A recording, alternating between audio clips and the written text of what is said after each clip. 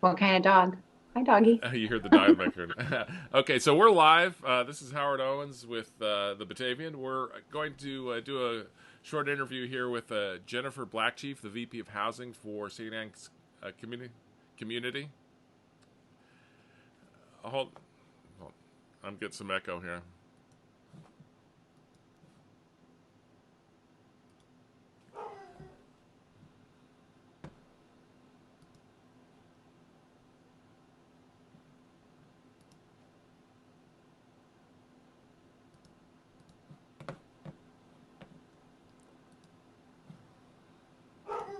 All right, I think I fixed the sound problems there. Sorry about everybody.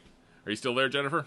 Okay. I'm So still here. All right, so this is Howard Owens, publisher of the Batavian. We're going to be talking with Jennifer Blackchief, VP of Housing for St. Anne's Community. It's a senior housing facility out in Leroy.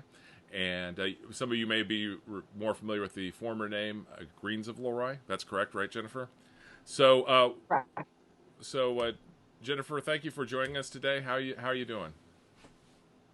Great. Thank you for asking. Sure. So, just one of the reasons I wanted to talk to somebody from St. Anne's anyway, because I think we know how this whole issue can potentially affect seniors. So I know you're very concerned about it, and thought we should share some of that.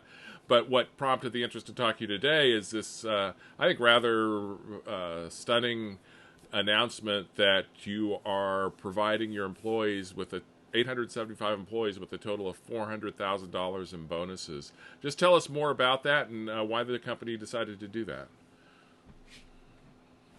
Absolutely. So this is without a doubt an unprecedented time. In fact, somebody just asked me earlier today, is this a retention strategy or a recruitment strategy? What was the thought process behind this bonus? And I can tell you recruitment and retention is something that's at our forefront every single day. This bonus really truly is an appreciation bonus. Our staff are so committed to our elders that live in our buildings. They're facing the same struggles we all are as a community, spouses that are out of work, children who are out of our elders are not only cared for, but are remaining connected with their loved ones and feeling very part of the community, even though they're being held at home.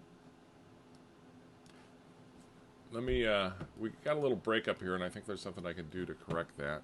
Um, so, uh, One of the things that I thought about, I realized, you're thinking more about, you're rewarding your employees, but I also think at this time it's really good for the entire community that you're helping put more money in the economy at a time that a lot of people are struggling. Was that any part of the thought process? It absolutely was. Again, folks have children who are out of school and spouses who do not currently have jobs. Jobs are temporarily suspended due to this current crisis. And so everything that we can do to support our staff is one more way that we can help the community at large. That's good. So one of the things we want to talk about, as we know from the news, this COVID-19 disproportionately is dangerous for people 65 and older. Of course, that's your big part of your that's your clientele. So I'm sure you're taking steps to keep everybody safe. Just stay safe. Just tell us what your policies and procedures are right now. Absolutely. Well, first and foremost, restricted visitation. So that's been very difficult for our families and for our residents. We have only the most essential of individuals coming into the buildings.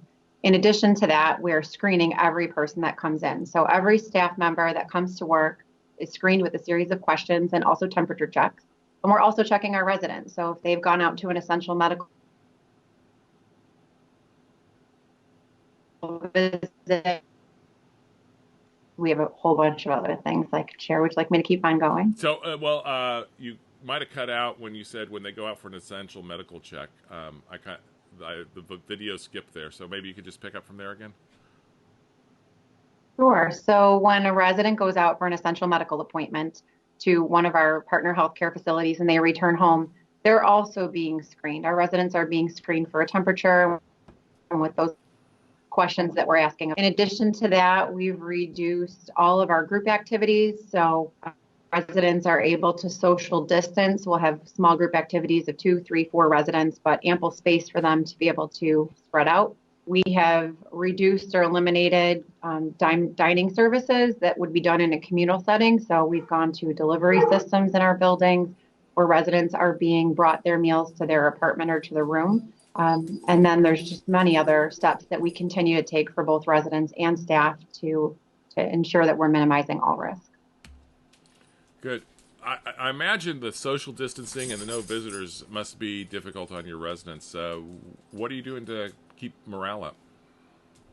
We've done a bunch of really neat, spontaneous activities. I'll tell you, many of our older adults really love to go to the salon and have their hair done. Just yesterday, the director and a few other staff members at the Greens took the time to open the salon up and bring residents down one at a time, wash their hair, set it, give them spa-like treatment, do some hand massages. So the little things that we can do to help our residents feel good on the outside will also help them feel good on the inside. In addition, we have deployed, it's amazing to be part of St. Anne's community. Our IT department secured some tablets and downloaded Zoom, which is an application that we can utilize to have residents and families connect via the internet.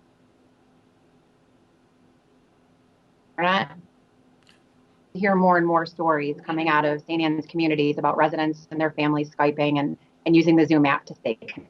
Right. So you said they broke up a little bit there, but you're saying that your IT department's brought in tablets and installed Zoom so that people can stay in touch with their friends and family. Yes, yeah, and we have all of our staff are really jumping on board to help deploy that. So at any given time, any staff member who wants to help a resident connect via the web or an application can take the tablet to their apartment and have family log on. Well, that sounds all really good. Is there anything else you wanted to share about what's going on at St. Anne's community right now? Uh, there's so many great stories, but one thing I would like to do is just remind our residents and families that in addition to us doing absolutely everything we can, we need for them to partner in this as well. So I know families are really struggling and they've been very patient with us. We're going to continue to come up with new and innovative ways to keep them connected, just sticking through the short period of time and supporting us and each other. It's really all we can ask for. We're going to get through it. We're going to get through it together, and we're going to be stronger at the end. Well, that's a great message. One of the things we've been sharing a lot is we're all in this together. We've all got to work together and get all of our society through it. Jennifer, I really appreciate your time. And I'm going to sign off now. This is Howard Owens with the Batavian. Thank you very much for joining us, and we'll have more live stream interviews coming up. Thank you very much. Thank you.